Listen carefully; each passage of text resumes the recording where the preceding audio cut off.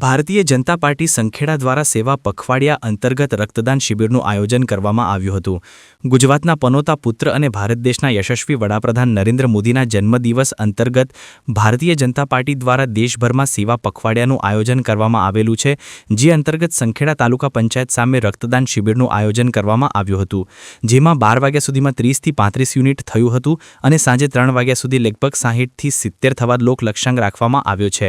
આ રક્તદાન શિબિરમાં સંખેડા ભાજપ પ્રમુખ જયમીનભાઈ પટેલ, મહામંત્રી દેવસિંહ ભરવાડ, મહામંત્રી શૈલેષભાઈ વસાવા તથા તાલુકા પંચાયત પ્રમુખ શ્રી દીપિકાબેન તડવી, જિલ્લા પંચાયત સભ્ય અરુણાબેન તડવી અને સંખેડા તાલુકા સરપંચ સંઘ પ્રમુખ Nitinbhai Shah, APMC chairman Bhaumikbhai Desai, vice chairman Sanjaybhai Desai, Devangbhai Tadvi, PK Baria, Vinodbhai Saxena, Rahulbhai Tadvi સહિત અનેક કાર્યકર્તાઓ ઉપસ્થિત રહ્યા હતા।